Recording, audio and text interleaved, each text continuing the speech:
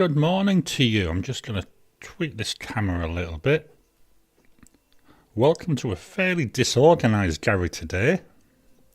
I don't know why, I just could not seem to get everything ready in time. Even the camera's playing up. There we go. Hopefully that's a little bit better. I'm on an angle. Oh, there we go. That's better. Still slightly off centre, but that'll do. You can see me. There we go. That's a bit more centralised, isn't it? Really out of kilter today, which is unusual for me. Normally I'm fairly organised by the time I start. So I'm hearing myself on my preview, so let's swap on over. And we've got some good mornings. So we've got Tom, welcome to you. Blonde Scales 1. We've got John. And we've got Alia Rose. Welcome to you all this morning. Oh, as I say, I don't know why. I got up at my normal time today.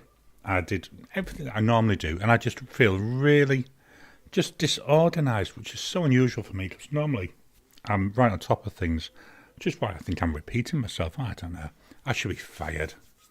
Just to quickly refresh the comments, and then if there's nothing else in there, we've got BJ, welcome to BJ, and we've got Ricardo, welcome to you, and Miss Marilyn Darling. I thought about you earlier on this week, Miss Marilyn Darling. I was looking at future releases on TV. Star Trek Discovery, back on Thursday with 2 episodes. I'm really looking forward to that. I've been quite enjoying Discovery. I know it's going to be the last season, which is a shame. I think it's got quite a good premise, and I like the cast. I like the way the cast play.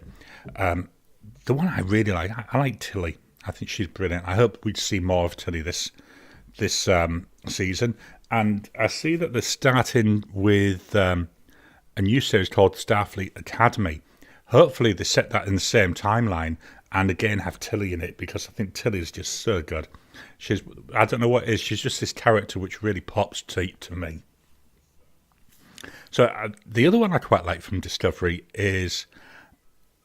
I think the actress is Tig Notaro. She plays an engineer. Really just straight up into your face. I don't know what. Again, it's just a character that really resonates with me. Let me just. And why it made me think of Miss Marilyn Darling is in the past when we've talked about Star Trek. Yeah. Marilyn's been into it as well. So we've got Blonde Scales 1, yay.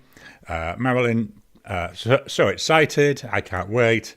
The last season, I know. Hopefully, though, there'll be some new ones coming up. Boo.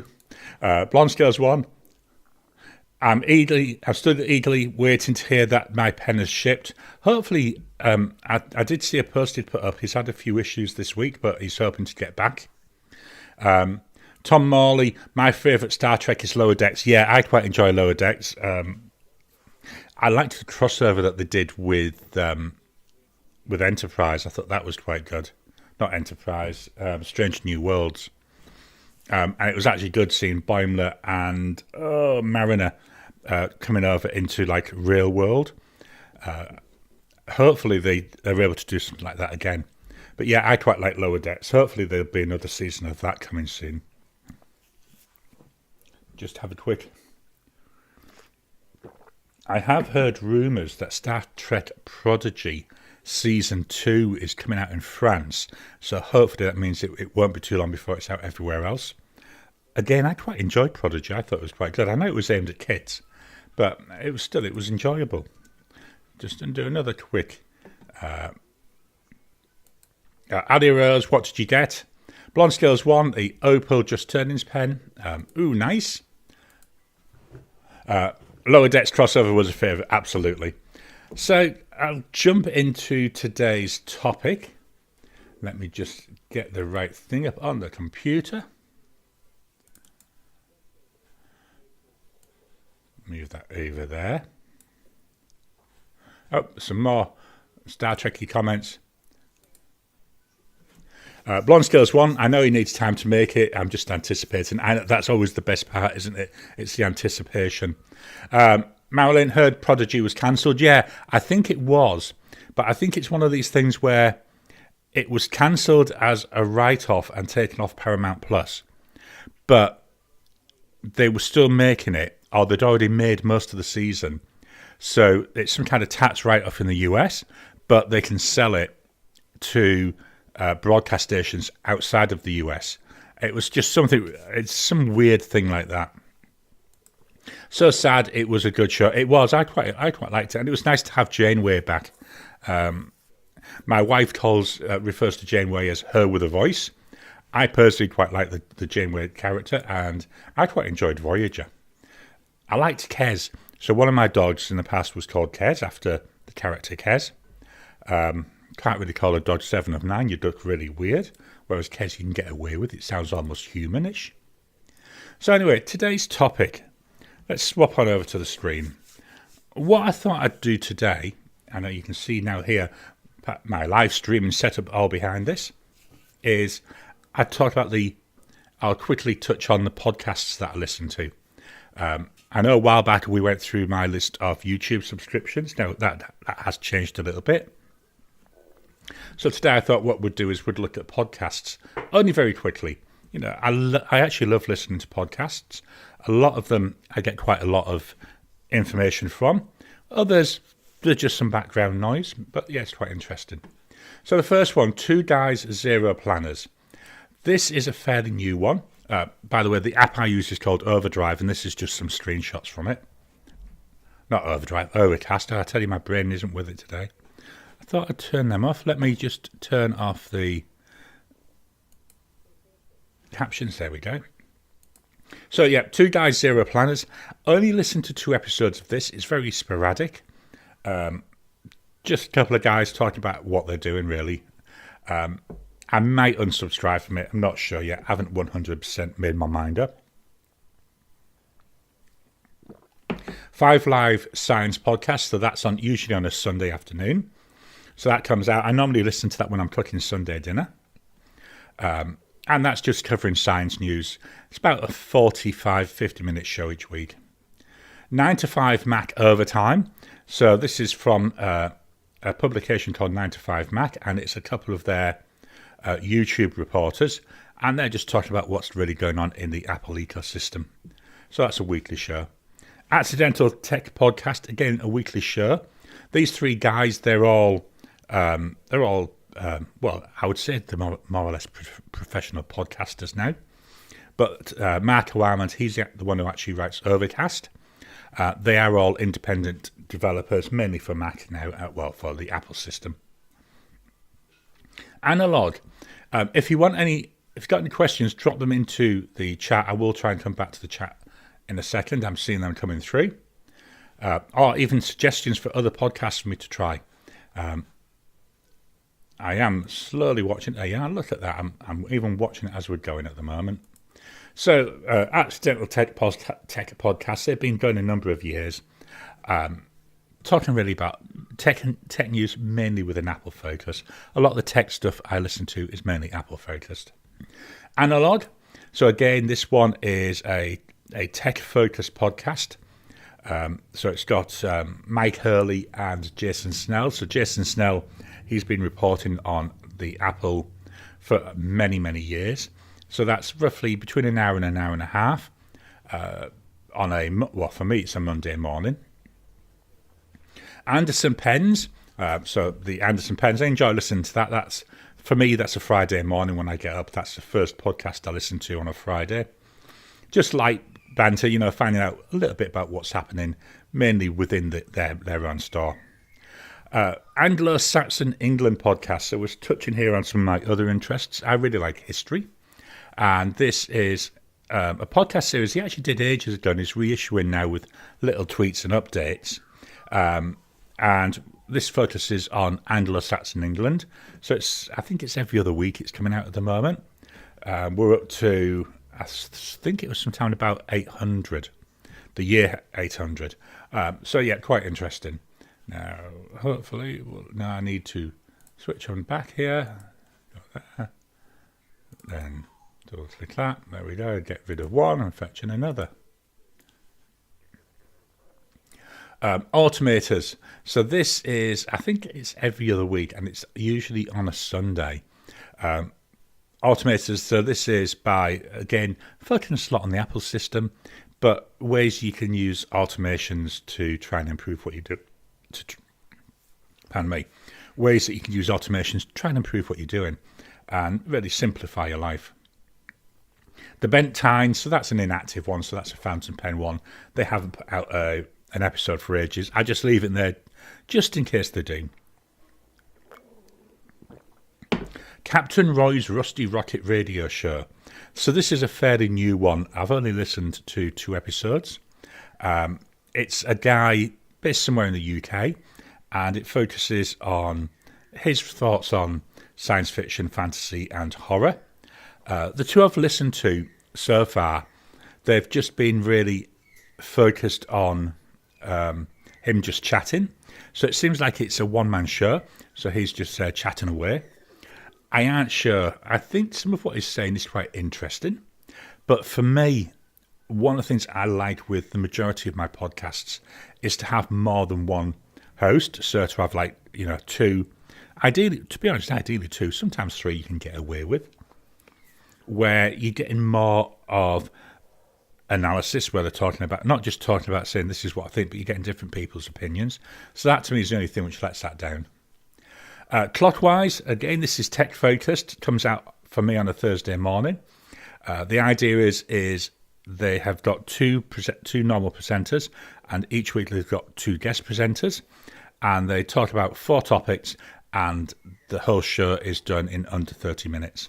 So it's quick, snappy, again, focused on tech, some lifestyle stuff in there occasionally. Connected, so this is another tech focused, again, Apple focused. So it's got a guy from Italy, a guy from the UK, and a guy from the States. And they're talking, again, mainly about what's going on in Apple. Call Killers. So this, again, we've got 2 presenters on here. And this is a weekly show covering what's going on in really the streaming world. More focused a lot on the States. But it's still quite interesting. I still get a lot. And they have ideas about different shows. And most of the things that they suggest I do enjoy. Cortex, this one is primarily a productivity podcast. Comes out, I would say, roughly once a month. Can be a bit long each episode, which is fine because once I know it's there, I'm quite happy with that. The next one is... Let's open this up. Decoding the Unknown.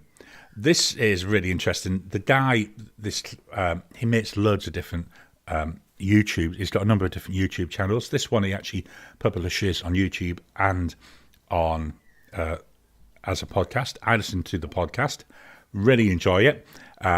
What he is, he's got a number of script writers. They will write scripts on stuff, like maybe on the pyramids, all sorts of different. It's not one genre. It's covering loads of different things. I think it's 2 a week. I might only be 1 a week now. But what he does is, this is his first time seeing the script, so he's reading the script and then making comments as he goes along. I quite enjoy it. It's quite interesting to listen to. Dr. Carl, the Dr. Carl podcast. Dr. Carl is an Australian science communicator. Very, very good. He does a number of radio shows each week. One of them is for the ABC here in Australia. And what they do is they then release it afterwards as a podcast. Really interesting. So it's people calling in, asking questions, and Dr. Carl answers them. They get special science guests in as well quite often. Dr. Carl is really good at taking complex things, simplifying it, and really presenting it in a way that anyone can understand. Fingers on Buzzers. This one is actually a bit of a witty one. So it's 2 people that are quiz hosts. I think they're both in the UK. I'm not sure if both of them appear on a number of different TV shows, TV quizzes in the UK. But they have guests and they do quizzes and they talk about the whole idea around pub quizzes and stuff like that. It sounds really weird, but it's actually quite enjoyable. The Goulet Pencast, so that every Saturday morning, that's what my 2 listen. we've got is the Guerrilla Pencast. Really enjoy that. I know they release it on YouTube as well, but I find this, I just listen to it as a podcast. Great Moments in Science. This is another Dr. Carl podcast, but it's currently inactive. Good thing about Overcast, it does show you if it's inactive, which means it hasn't released episodes for a while. The History of England. So this is the same person that makes the Anglo-Saxon history. This is his normal one, and he takes really detailed looks into history and is going chronological. We're up to, I think it was Charles I now. So we're getting around the time of the Civil War. But he goes into real detail and he focuses on, one little bit in an episode, and each episode's about 40 minutes. The History of English podcast, again, sounds a bit odd, but what this is doing is looking at the evolution of the English language and how things have affected it, how history has affected it, also how it's affected history. And we're getting close to the separation of English into US English and UK English. And so that's really, again, quite interesting. The Incomparable Game Show. Really fun, this one. I would say weekly. What this is the Incomparable Network, which is another podcast network. It's a lot of the people that are normally on there as hosts on some of their other shows. They get together and they have what they call game shows. So they're doing, one of the ones they do is based around one of the hosts has got a massive collection of Trivial Pursuit games. So they do what they call random pursuit. So they use a die. So they roll the die, and then that determines which question or which box set they get. Then they roll another die, and that determines which question or which topic. Again, really interesting. They've known each other for years, so you get this really good banter going on. The Infinite Monkey Cage.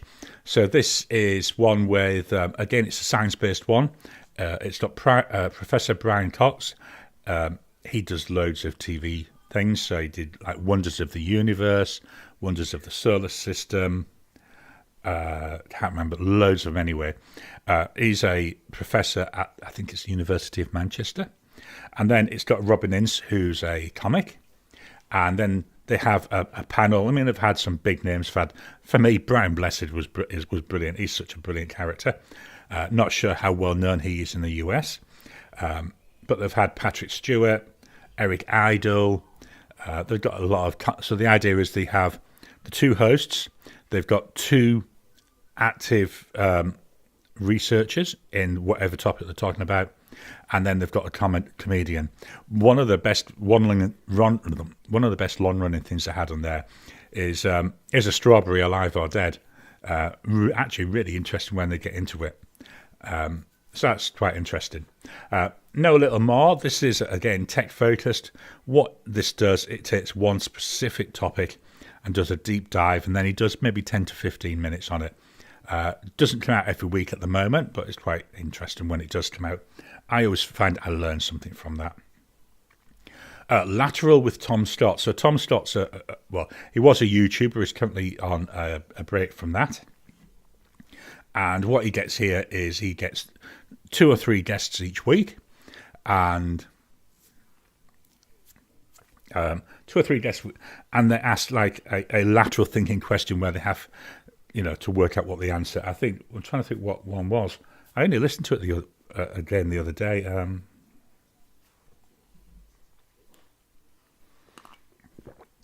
There's about 6 questions. Well worth trying out, though, if you got the time. The Leaky Nib, this is another fountain pen one. It's, again, inactive. Can't remember if this is the one or the Bent Times. One of them was done by some people in Australia. But, again, it's on a break at the moment. Mac Power Users. So a weekly show. I listen to it on a Monday morning. And it is 2 guys, they are Mac Power users, going and deep diving into various things related to the Apple ecosystem. Mac Break Weekly, so again a weekly show. There's a panel of 4 people. It's Leo Laporte is the host. Then you've got Andy Anotko, who's a technology reporter. Who else is it? Jason Snell, who's I say been a reporter for years in the Apple area, and what's his name? I can see his name. Another guy anyway, he's very much into audio visual stuff and the Apple's ecosystem. Alex somebody over there. Mythological. I don't know if that shows on the top here. Yeah, mythological. Very infrequent. So I'm going to say every 2 or 3 months. These episodes, when they come out, they can be 2 or 3 hours long, and it's 2 guys, and they do a deep dive focus on a specific area of mythology.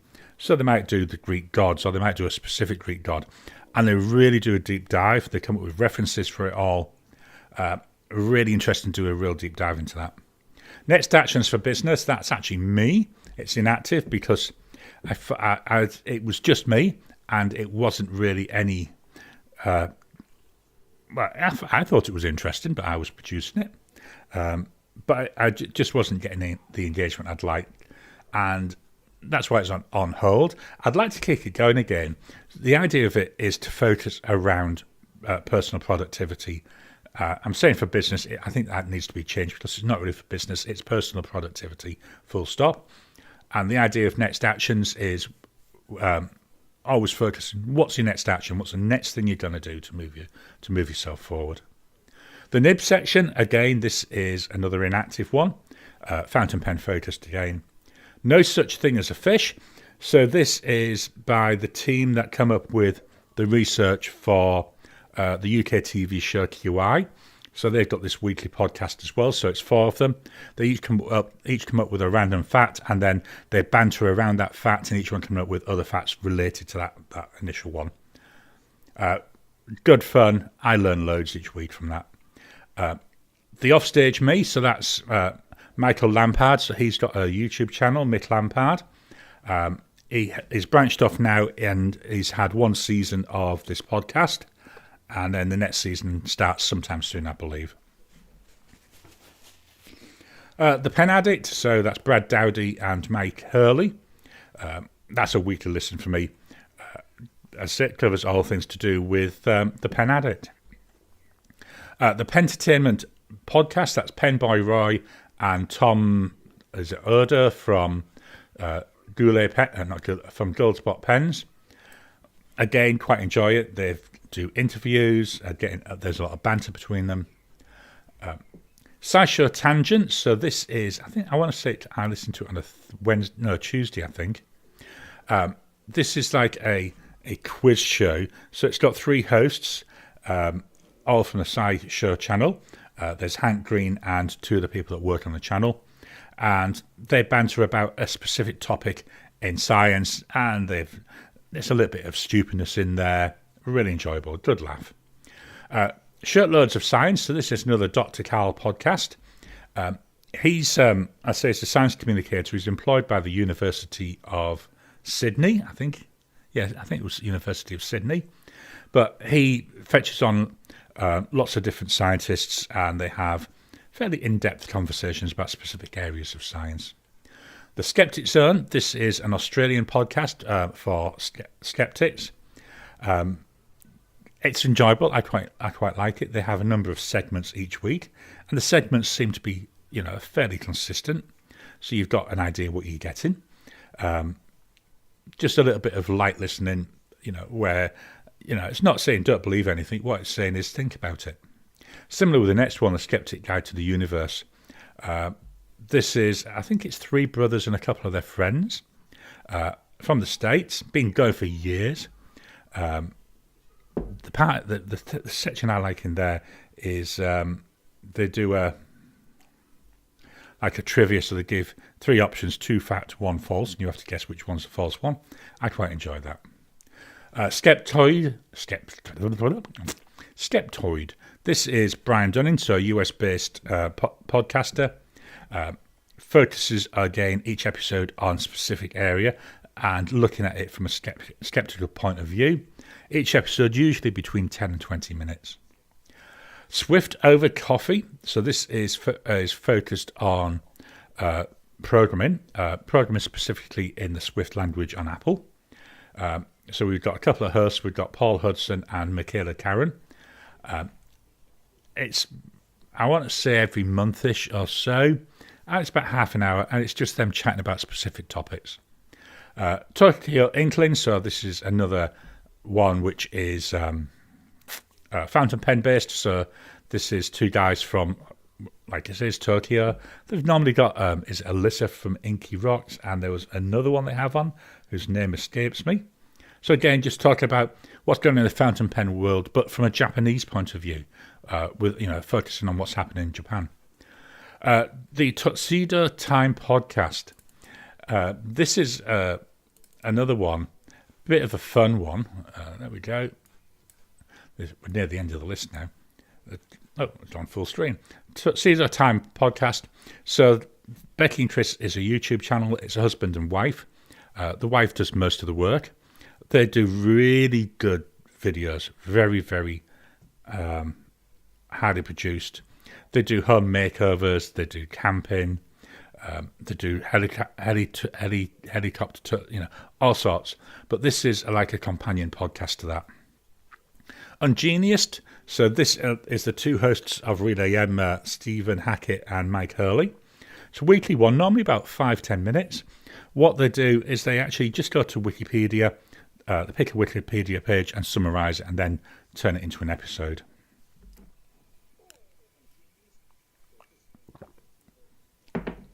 Upgrade, so here we've got another, again, tech-focused one. And then finally, the weekly review.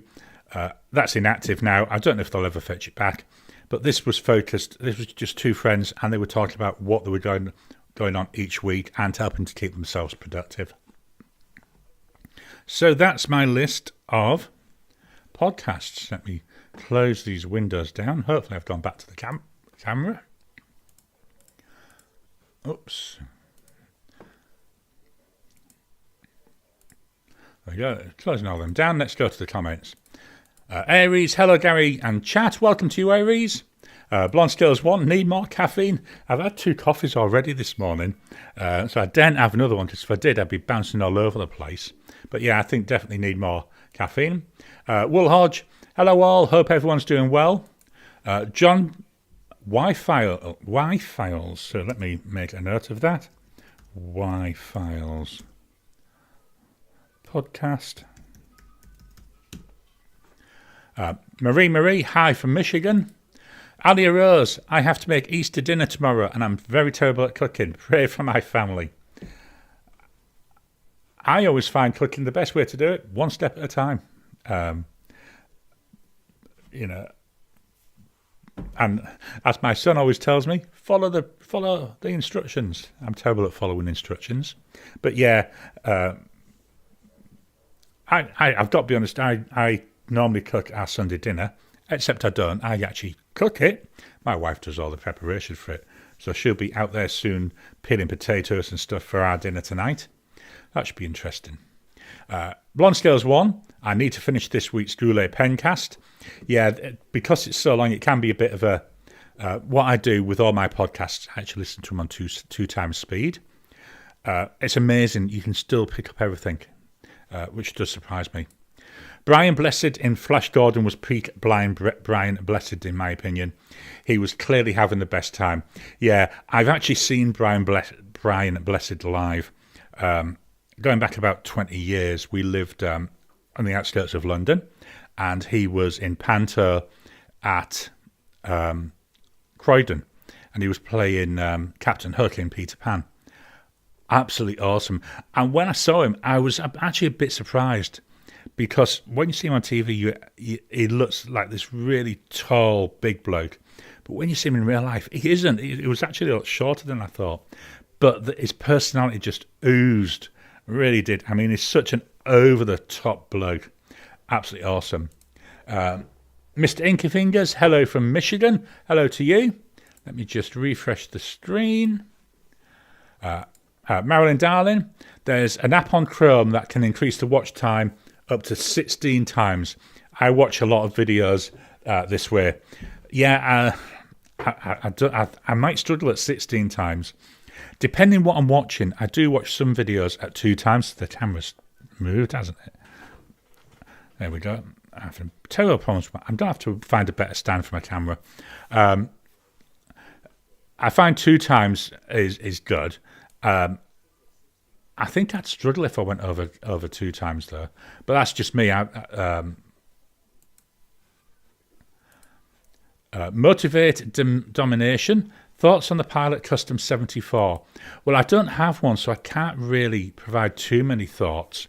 I've got the Custom Heritage 92, and I've got obviously the 823. Let me just pull up a picture of it. Then we can. I might not.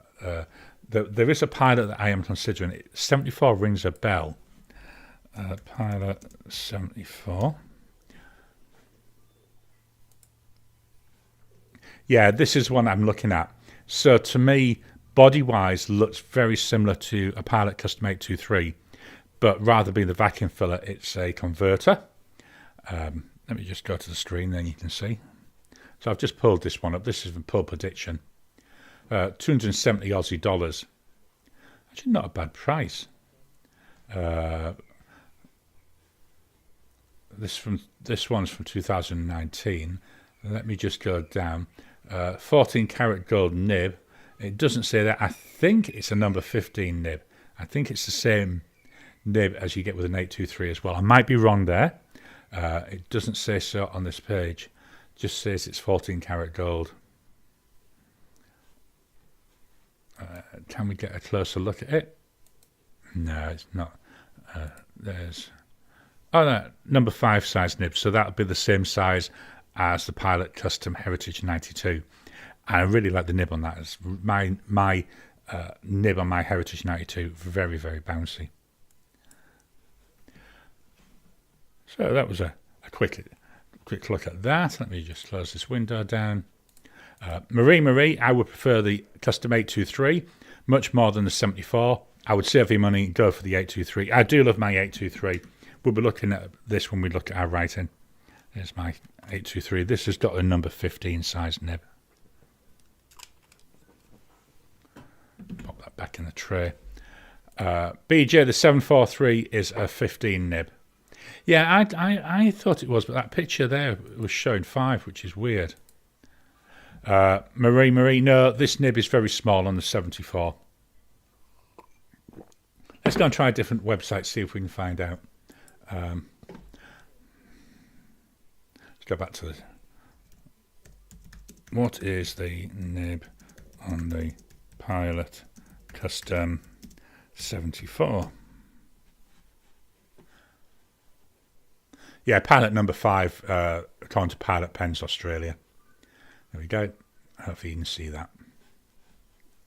A bit of live Google in there for you. The 743 is a converter version of the 823. Yeah, I remembered that bit of it, but it was just the nib. 743 and 74 and 743 are different models. There we go. Thanks for that. So that's where I was getting confused. So let's swap over to the camera. We'll do some writing. So my pens for the week. There we go. Not very happy with this ink that I've got in here for doing my titles. I'll just pull it up and tell you what it is. So to write my titles, I use, this is a Lamy AL Star with a 1.5 stub. And the ink I've got in here is Diamine Pick Me Up, which is like a brown ink, and I was expecting to see more of a green sheen. This is Midori cotton paper. Do see a little bit of the green, but not as much as I'd like. But let's get on to this week's pens. So the pen I've been using all week for my replies, that's the TWSBI Eco. This has got a 1.1 stub nib on it. I love demonstrator pens. I really enjoy my Eco. It's getting to the stage with these though, they're going up in price, and I'm going to be recording in a few weeks an updated starter pens, because I would really struggle now calling this a starter pen because of the price, which is a shame because it is a lovely pen. So we've got here a TWSBI. This nib is so soft. Eco with a 1.1 stub nib. The price for it, I say, they've really gone up in price, up to 59 Aussie dollars, which I say for me, for a starter pen, ideally I think they should be under 50 Aussie dollars, and that's why I'd struggle with it. The ink by Diamine, and it's Black Ivy. Getting quite a nice sheen in ink, so if I pick it up, it's sometimes looks black, sometimes we get this gorgeous green sheen coming through. Just trying to show that off. Then the first pen that I used was my Leonardo Momento Zero Grande. This is the original, so the 1.0. This is in dark Hawaii. Piston filling pen, quite a sizable pen, good chunky pen in the hand, and it's got the older style section, which I actually like. I really like these. It's got that little flare out on the bottom, which helps stopping the finger rolling down onto the nib. So we've got here a Leonardo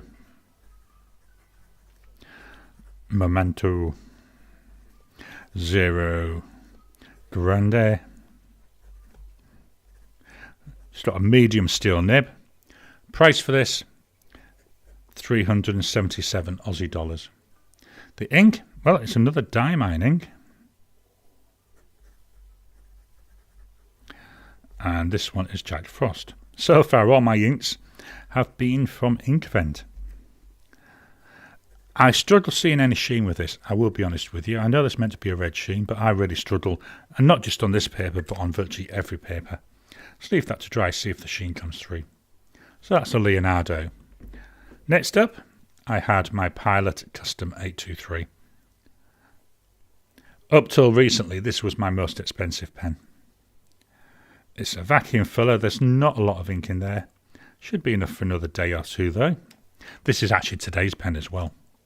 So we've got here a Pilot, number 15 sized 14 karat gold nib.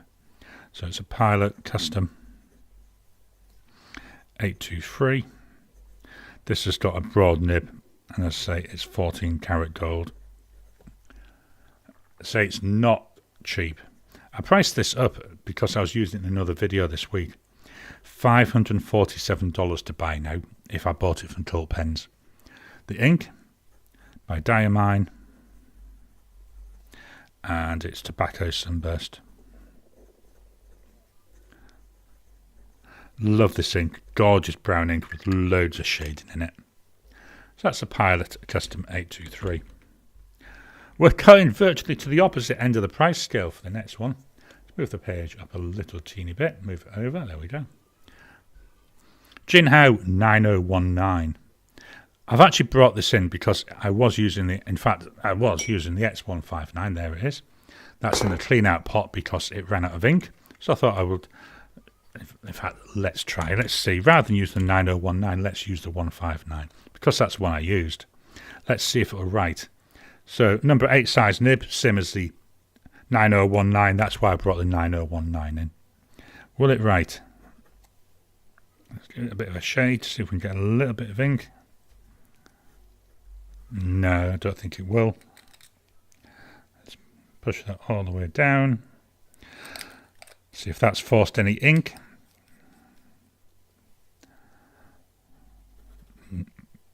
Jinhao X159 with a fine nib. It was getting its prices, 12 Aussie dollars, not 20, 12. And the ink was Noodler's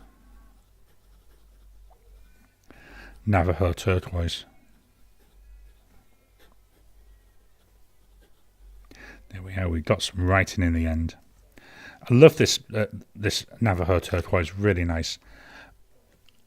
I'm about a third of the way through the bottle now. So that's the X159. So the 9019, that's come in place of it. Next up, we've got the Asvine P20. Love the colouring on this. Very similar in shape to the Leonardo Momento Zero. What I've actually recorded this week, I've recorded a video comparing this, the next pen, which is the Moonman or Marjon M800 and the Leonardo Memento Magico. I don't have a regular Memento Zero. I've only got the Grande, which is why I didn't use that, because it's a lot bigger pen. But that was quite interesting to film. So we've got an Asvine P20. Now, why I was doing this with it, it's got the Starbright ink from this year's ink event. Price for this pen, though, 44 Aussie dollars. Starting to run out of ink. See if I can do a little shake. The ink is by Diamine. And it's Glacier, which is, as I say, Starbright. We should be able to see it in the writing because I normally do. Let's just do that. Teeny amount of ink in there. I'm actually going to call that empty and put that out to be cleaned. Our next pen is the Moonman or the Marjon M800. Not seeing her name on the list today, but she normally is on here. So yesterday we had, I watched Teresa Harris. She did a review of the Moonman M800. She's got a blue version, and that was quite interesting to watch. I love watching reviews that other people do. But anyway, this is the Moonman M800. I've changed the nib on here. This has got a broad goulet nib. Now, this is interesting because sometimes it hard starts, which we're getting today, as if there's some ink starvation. I just need to shake it, and then we're fine. So this is the M800 with that broad goulet nib. So the price for this pen is, he says, 40 Aussie dollars, but you also need to add on roughly 15 Aussie dollars for the nib. The ink by Robert Oster, and it's Ride Green. Beautiful green ink this. This pen, we have got ink in there. It's a cartridge converter. Really enjoyable pen. Got that old style Leonardo type section on it. It's one of the things I like about it. Next up, we're going to take a jump in price. We've got the Twisby Draco. Beautiful colour in here. Really, really nice. Rose gold coloured nib. It's actually a steel nib. It's a small nib. This is a piston filler. You've got a little tiny, next to useless ink window there. So we've got a Twisby Draco. It's got a broad nib. Price for this, 215 Aussie dollars. The ink is by Diamine. It's Red Dragon. This is a combo that whenever I use this pen, I tend to try and use this ink now. I think, it looks nice and the names match. So we've got Draco, which is it Latin for dragon? And we've got dragon. So that's the Twisby Draco. And then we're back to the Memento Zero. So they're the pens I've been using this week. Now, I did see a question. Let me get back to the comments. I'm going to leave this up for a second. Custom 74, size 5, 742 is size 10, 743 is 15. Brilliant. Thanks for that, Ricardo. Motivate Domination. I got mine at a discount at £90. Yeah, it's, I do keep looking at them. I say I do intend to get one. It's just my focus has been on handmade pens recently. John E95S is still my favourite. So another video I filmed this week is looking at my 5 Japanese gold nibbed pens. Doesn't come out for a few weeks, but in there, obviously I've got the E95S there. Beautiful pen. The only thing to me, somebody asked this question, for me, for the E95S to be a perfect pen, I'd love the material to be like an emerald green rather than a burgundy, but that's just because I love green. Alia Rose, the sheen on Pick Me Up is picky on the paper it shows up on. It likes rhodia. I think I have been using it on some Rhodia paper as well. I will check that out. Thanks for that.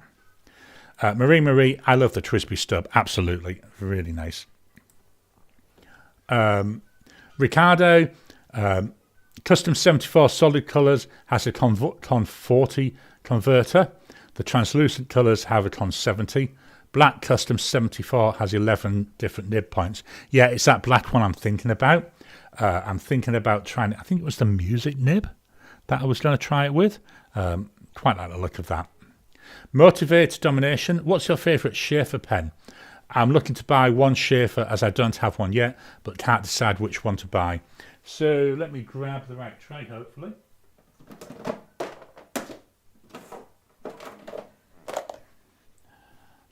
Is this the right tray? No, it's not.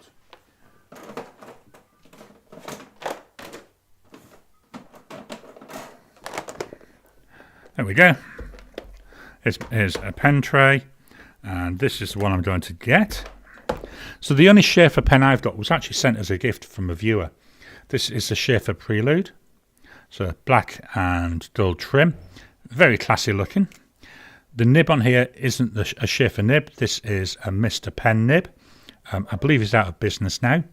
And this is a medium cursive italic from memory. See the slight slant there on it. Hopefully we can get that to focus. So that's the only Schaefer pen I've got. So I'd have to say the Schaefer Prelude, but purely because that's all I've got. This is why I've left the camera on. I'll swap over after we've answered this. The writing experience on the Leonardo, better than the Twisby. Do you know, I could do a whole video on this. I actually might do. Let me just making a note. Writing experience better on expensive pen rather than cheap. So I was just putting a note there into my system.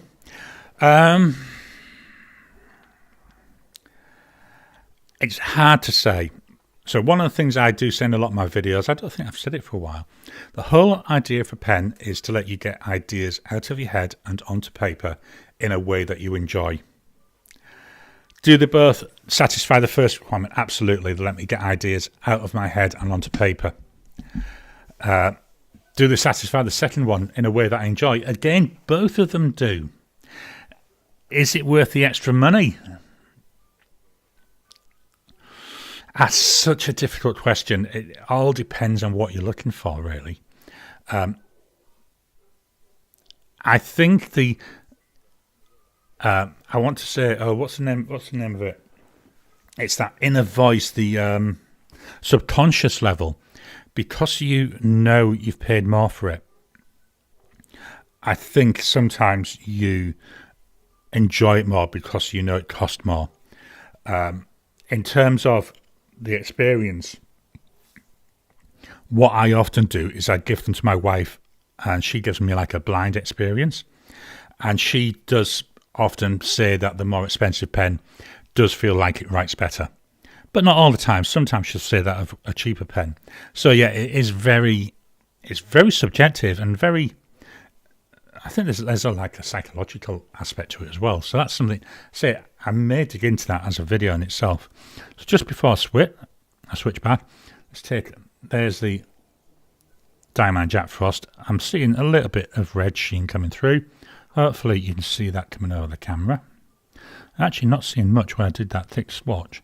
And then with the Glacier, loads there of that silver really popping. Again, I'm seeing it in my eye. Hopefully it's coming over on the camera. Let's swap over to the camera view now. Oh, just got to wiggle my chair over. Get back into the centre of that camera. Bronze Scales 1, modern Schaefer only have the VFM. Vintage is my balance. Ricardo, I like my Schaefer Snorkel, but for a less complicated system, the Imperial Touchdown is also nice. Tom, My favourite Schaefers are not in current production, various Legacy S. Alia Rose, the Asvine P20 with a medium nib, handles shimmer quite well. Absolutely had no issues with it, had no blockage issues. So it's virtually out of ink now, so I'm going to clean it out. And what I do, as with any pen when I've used a shimmer ink, I'm going to pull out the nib and feed, give the nib a really good clean. The feed I put through my ultrasonic cleaner to really give that a really deep clean. John, the Schaefer Legacy is nice. Blonde Scales 1, love the balance. Motivate Domination. Any Schaefers you like that's still in production. I believe that Prelude is still in production. Alia Rose, I just ordered a purple M800 with a bot nib. Finding the purple was freaking different.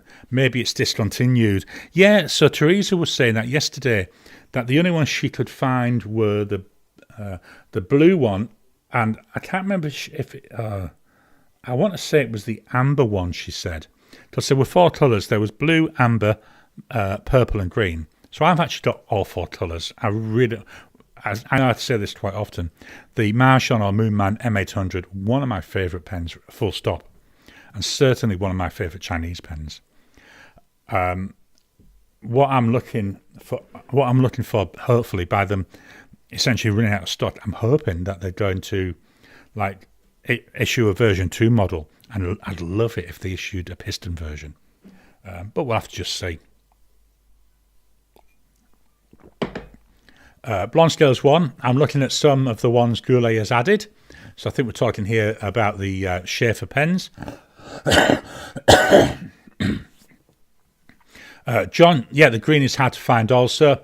Yeah, I think Teresa did mention that. I like my green one, but of them all, the amber's by far my favourite. Alia Rose, I didn't see any of the green ones for sale. Blonde Scales 1, I skipped a comment there. I like my Schaefer VFM well enough. Alexandra, hopefully I pronounced it right. Please, if I ever pronounce your name wrong, let me know. I've ordered an X159 for about $6. Can't wait to get it. Yeah, $6. I'm not sure what the conversion is between Canadian and Aussie, but that $12, that was included in shipping on that one. Where possible, I try to quote my prices excluding shipping, but a lot of the ones I get from AliExpress, it's just all included, so it's difficult to split out. But the X159, lovely pen. I've only got the one. I might get some more. Depends if they release a colour that I really like. Alexandra, I like a well-made fountain pen. I won't pay $1,500 extra for luxury. Under $10, you can get amazing writing instruments and junk, of course. Absolutely with you on that. I say come back to that previous thing. As long as it lets you get ideas out of your head without and enjoy what you're doing.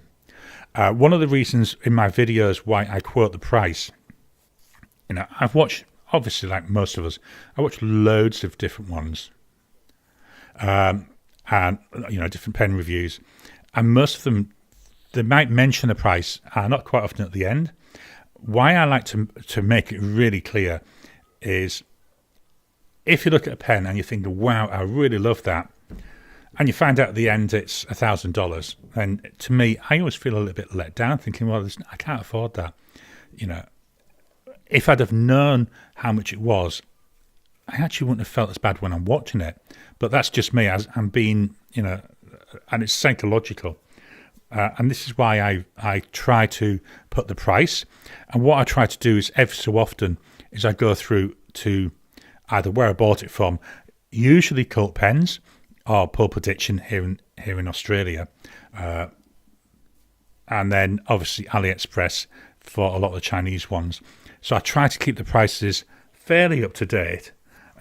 So like with the Pilot Custom 823, I didn't spend $547 on it, but if I was to buy one today, that was the price that I saw. So I do think that's important that we keep it up to date. But yeah, I just think it's important. Now, I quote the prices in Aussie dollars. Again, currency fluctuates, so you can do your own conversions to wherever you are in the world. but at least by having a consistent, this is what I pay from my bank account, gives people an idea. Blonde Scales 1, buy what you like at a price you're okay with paying. Absolutely. As most of you know, I got my Grail pen not that long ago. Paid an awful lot of money, worth every cent. Absolutely love the pen. Really struggling to put it down. Alexandra. I do respect people who like to invest in luxury. No judgment here, of course, just two different purposes. Absolutely, and I have absolutely no problem with that.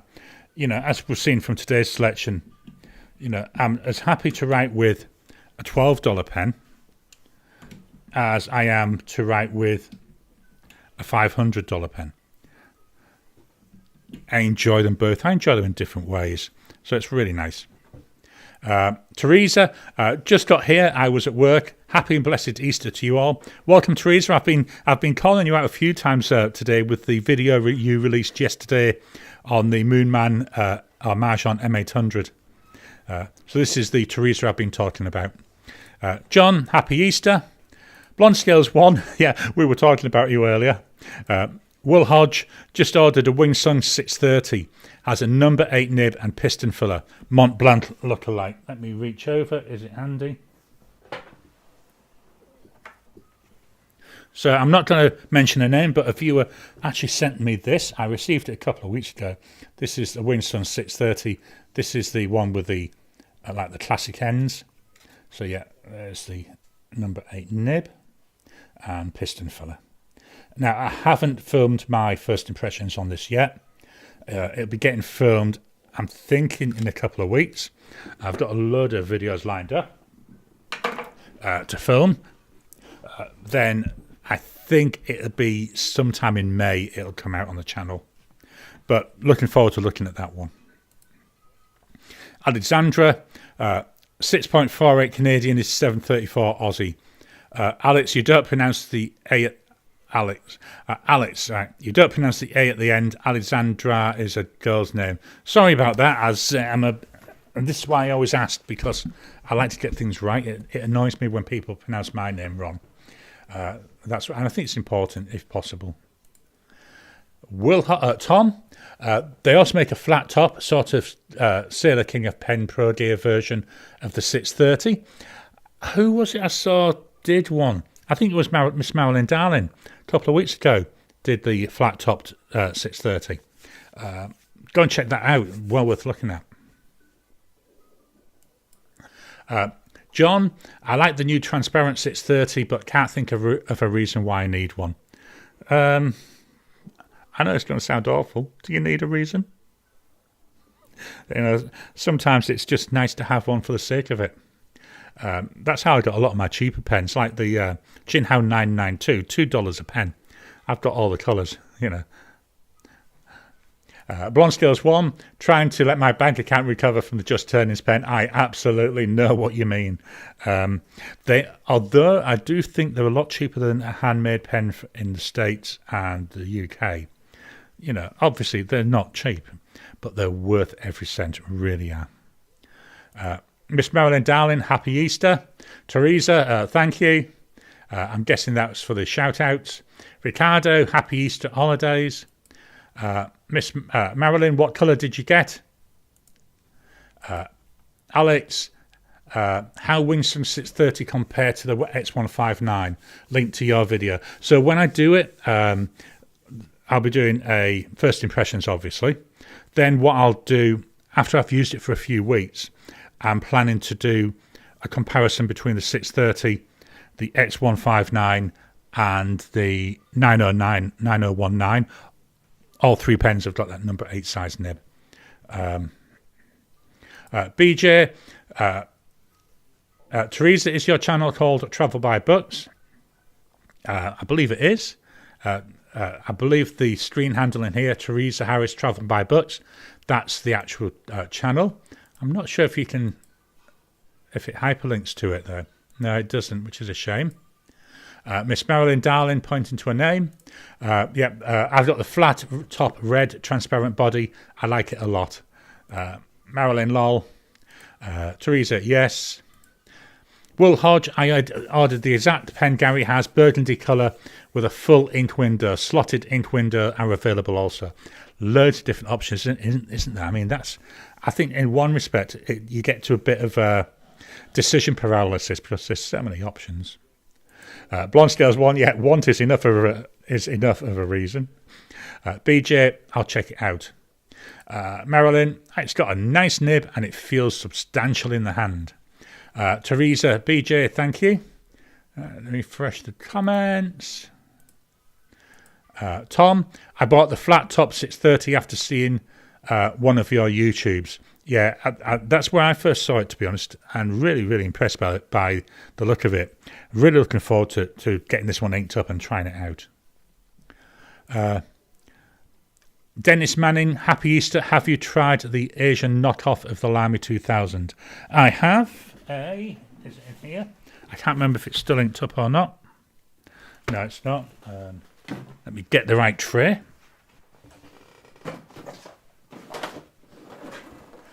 Got all these trays behind me. So I have got the Jinhao 80. And here's above it is a Lamy 2000. I've had the 80 since Christmas. Quite enjoyed it. It's not inked up at the moment.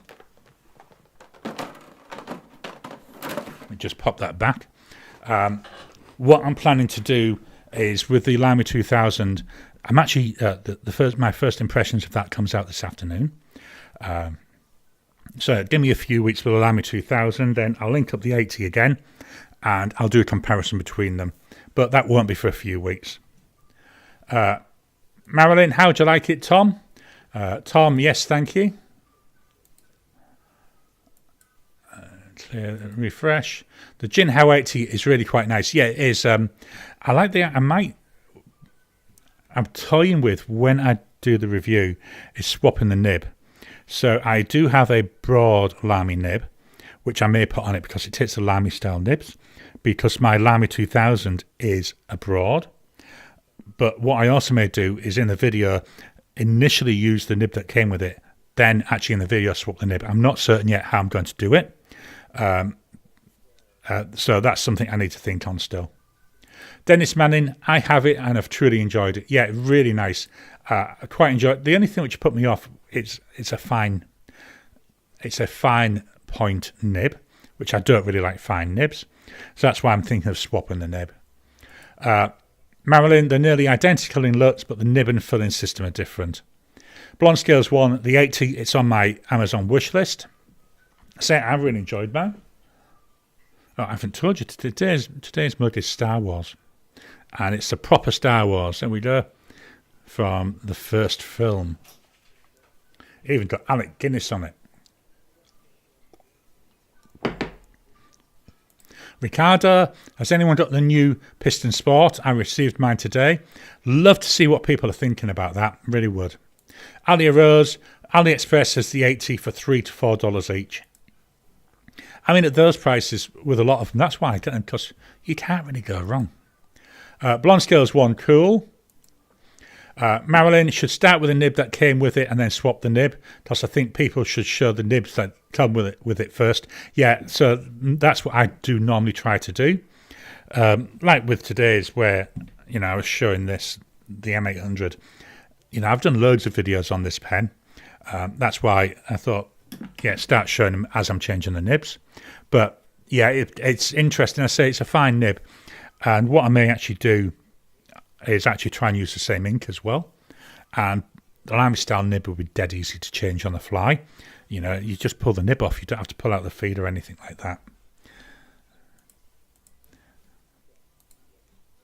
that. Ricardo, the piston filler, no. How is it? Galen is having a Kaweco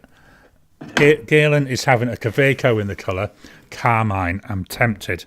I'm just pulling out my notepad.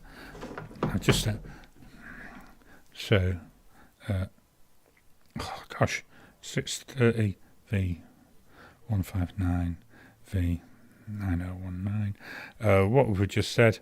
So it's 80 versus 2000. 80 nib, swap nib. If I don't write this down, I will forget. So 80B and 2000. I wrote that with the Lamy 2000. Wait till you see my thoughts this afternoon.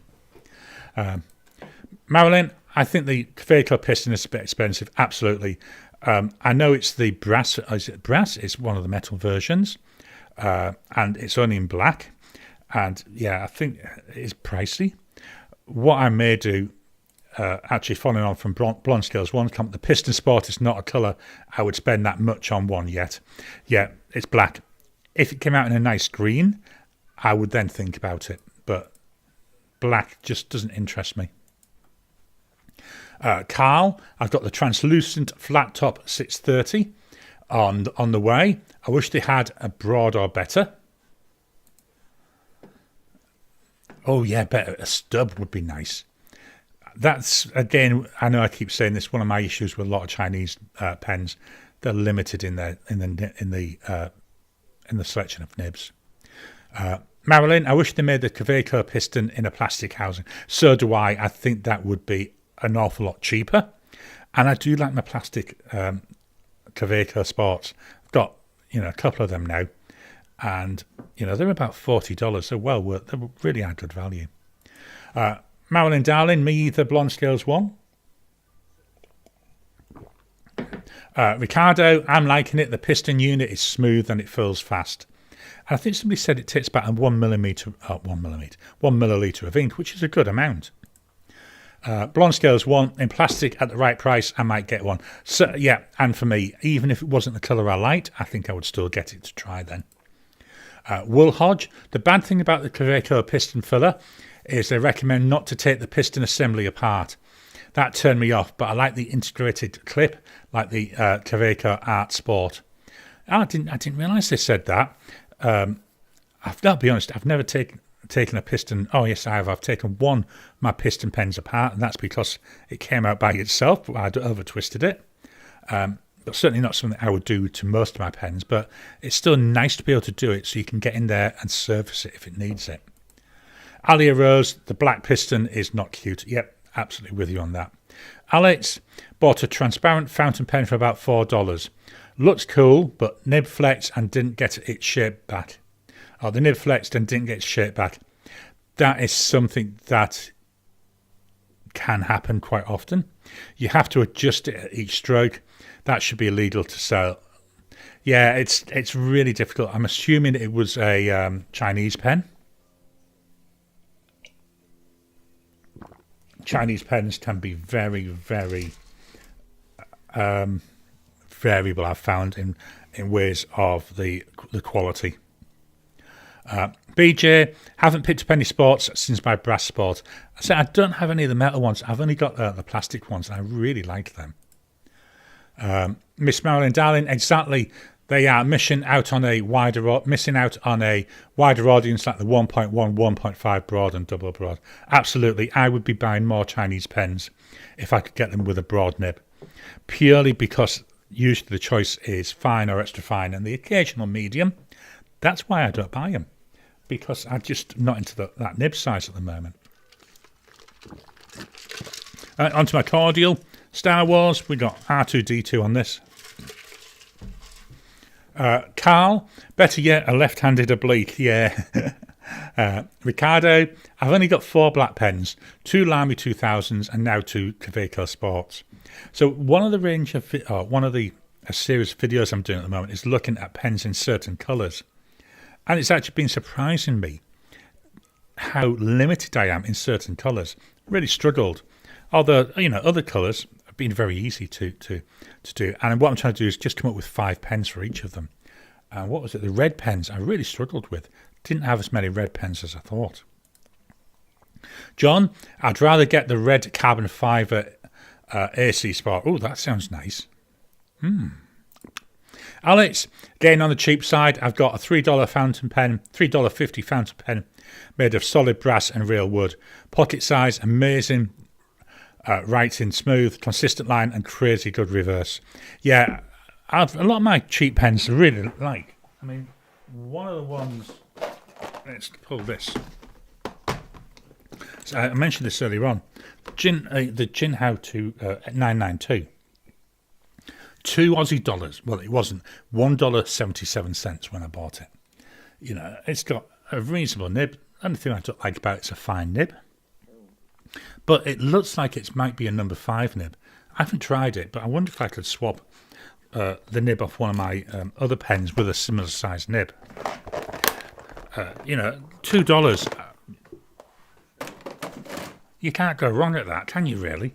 That's why I've got. I've got all of the transparent colours of it. John, Brass Sport is nice too. Yeah, I keep looking at it, but again, can't really justify the cost. Blonde Scales 1, like my Very Perry AL Sport. Oh, that's nice. Ricardo, I can't find a way to disassemble the piston unit. I'll not try it. I'll not try it for now. Marilyn, Fountain Pen Revolution Himalaya with an ultra flex nib. That's the key to a good flexy goodness. I do keep meaning to try one of those. I haven't got round to it yet. I've got two. I'm not really a flex person, but I've got two Fountain Pen Revolution pens. One was $10. The other one is about $25.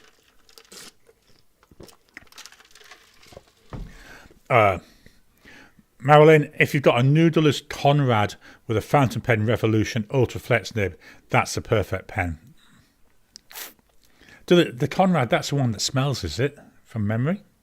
I don't have any noodler's pens. I do. I've got one that I got as a freebie. I think it's called the Charlie. Never used it yet.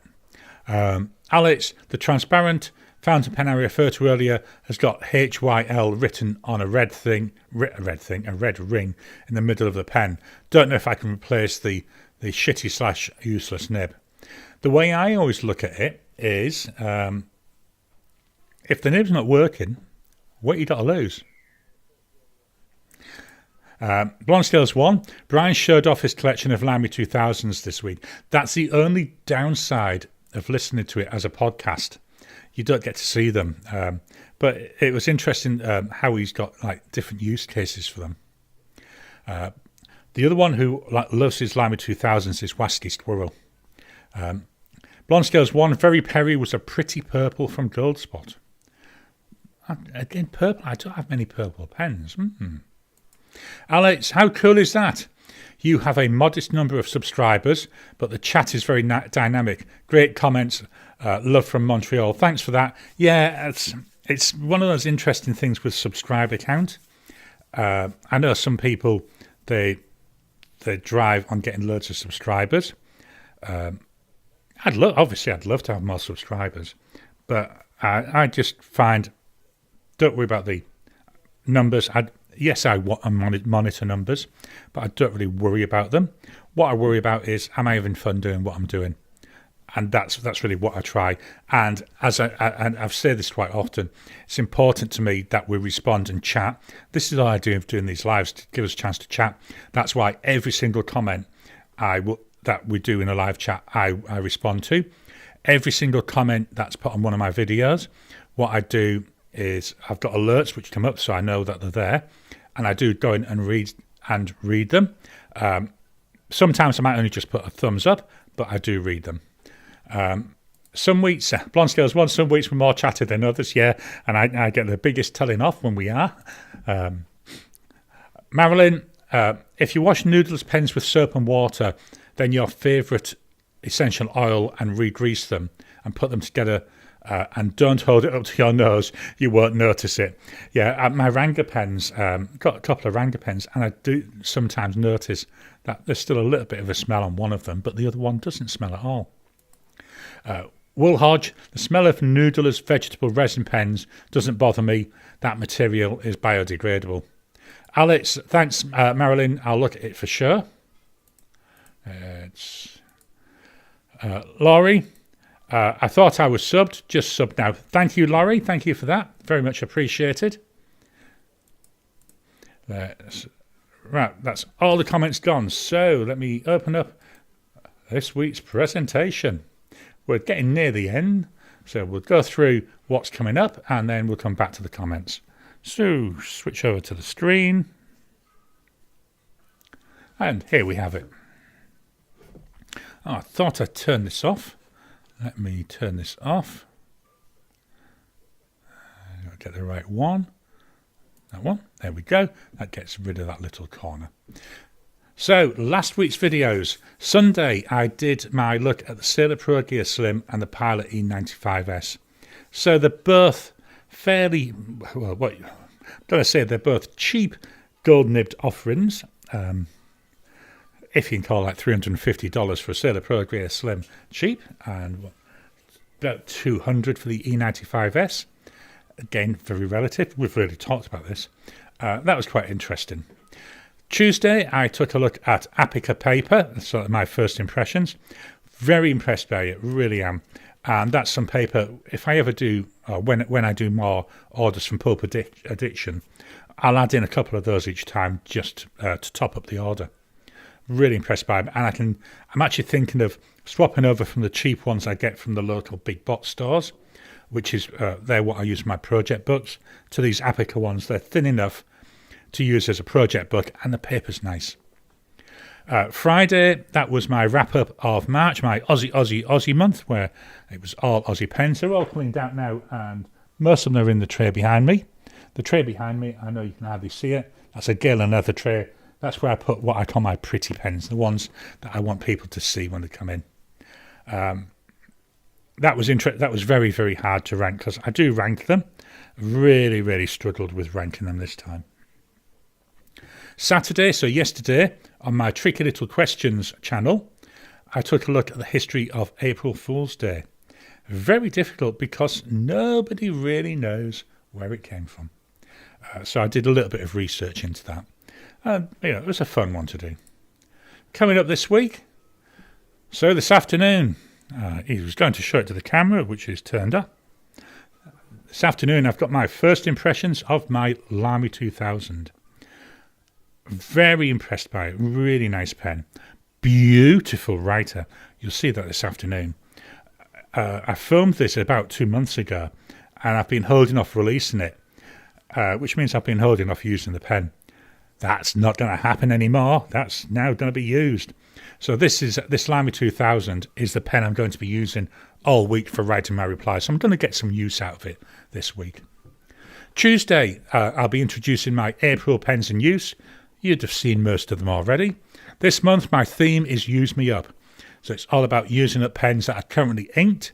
So the plan is I shouldn't be inking any of... Pardon me. So the plans, I shouldn't be inking up any pens unless I need them for a specific video. Friday, we've got an ink comparison. So I look at 2 inks, 2 brown inks this time. Again, enjoyed doing it. And then on Saturday, this was actually quite interesting. I saw a report this week about some sun activity which were throwing out dangerous levels of solar wind towards the Earth during the week.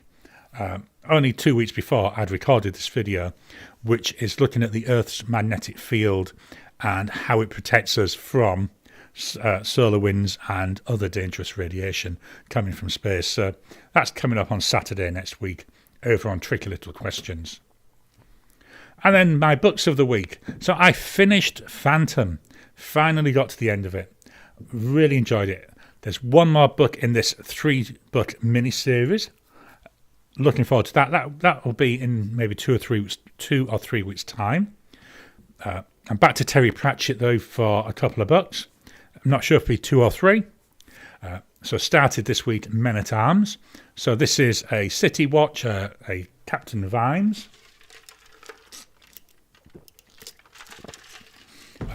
So introducing some new members of the City Watch. So we've got Detritus, who's been in previous books, but he's now a watchman. We've got a dwarf, and we've got Lance Constable Anua. Hopefully I pronounced that right. Who, unfortunately, I do remember what she is, but they're dropping hints about her being a like from a minority, and they're trying to make you think it's because she's a woman. It's not. There is another reason. And we've got the return of Gaspard, who's the talking dog, who first appeared in Making Movies. I love the Terry Pratchett books. I'm rereading them. I've got most of them. Be interesting as to get later on in the series, because those ones I got as audiobooks, so I will actually buy the Kindle versions. But absolutely loving it. I find Terry Pratchett is such a joy to read. Very relaxed. It's all about having a little bit of fun, and just really enjoy them. There's humour in there, and you can just drop in and out of them. So they're the books for the week. Jumping back to the comments. BJ, I just put my noodleless pens in a bag of coffee for a week. The smell goes away. That's a good idea. Alia Rose, yay. Blonde Scales 1, my only noodleless pen came from my bottle of Blue Ghost, and I don't know where it's gotten off to. That's similar with mine, so I think it's a Charlie. I got it with my bottle of Heart of Darkness, which is my black ink of choice. Not that I use black ink very often. The pen, I know where the ink is. Yeah, I know what you mean. The Charlie pens are not great. They're free. What do you want from a free pen? Exactly. I've got a couple of Ranga pens. So when I've ordered Ranga pens, they've come with a free, cheaper pen. I've never inked them up. I do have a future video idea to get them inked up and compare them, but then also compare them with the Ranga pens that they came with.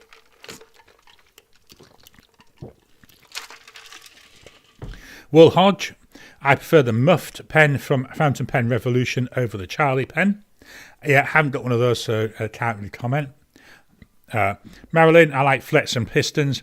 Yeah, again, if you're interested in calligraphy and what I would term fancy writing, I know it's not fancy writing, but that's how I would term it. Make sure you follow Marilyn. She does some awesome stuff on her channel. Also does some awesome classes, I believe, on Zoom. I might be wrong there. It might be Discord, but well worth following her for that. Following Marilyn for that. Blonde Scales 1. Free pens can be nice. My Schaefer Balance was technically a free pen. Yeah, anything that's free is always nice, I think. Teresa, I recommend His Majesty's Dragon by Naomi Novik. Press the wrong button. His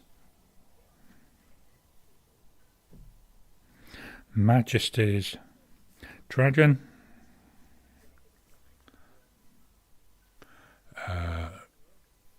And Naomi Novik.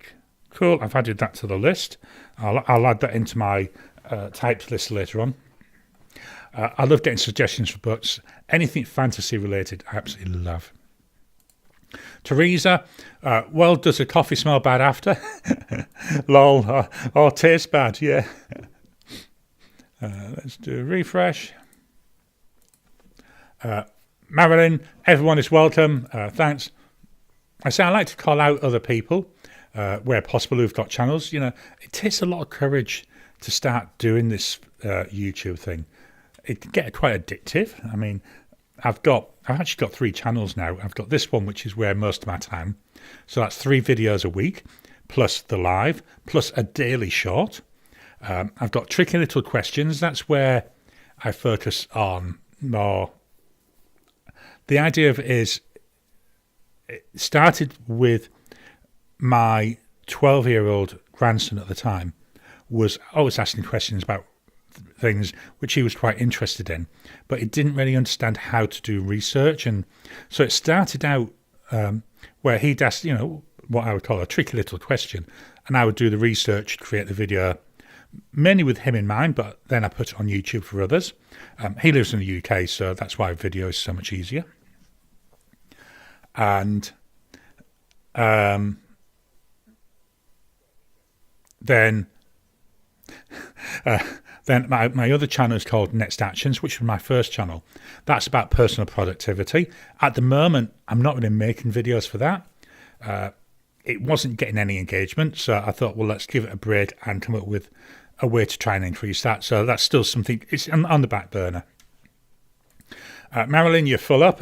Yeah, I do a lot of videos. It takes a lot of time, I tell you. An average video for my channel can take me anything from 10 to 16 hours to create.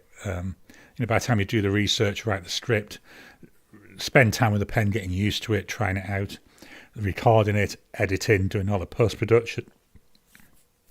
It's quite a long time. Blonde Scales 1, I bet Gary's getting dirty looks by now. She hasn't actually come through yet, but yes, I would think so. So I think I better start wrapping this up. Let me just do a final check. Is there any more comments? Okay, no more comments. So thank you all for joining me today. I absolutely love doing these, as I keep saying all the time. Please hit the thumbs up button every time you like, every time you comment. Just helps with the YouTube algorithm. If you haven't already, hit that subscribe button. It costs you nothing to subscribe, but just means that you get to notifications when my videos come out. If you can, I've got a membership available. Please think about joining as a member. Members get early access to my videos, so they get videos 2 days before everybody else does. I do a weekly video which shows all the pens I've been using during the week. That's members only. We've also started doing once a month a members only chat. We've tried doing it through here. We've tried doing it through Zoom. Next time, which will be in I think 2 weeks' time, we're going to give Discord a go. So I need to play around a bit more with Discord. I need to check with Discord. I know you can do voice, but I'm not sure if you can do video. If we can't do video on Discord, it'll be back to Zoom. I loved the Zoom one because we're able to properly talk rather than like me talking and everybody else just typing. So that's something, again, that's just there for members. And then I'm not sure, we might do additional things for members as time go on. So thank you all. I say please join if you can. Let me do one more check.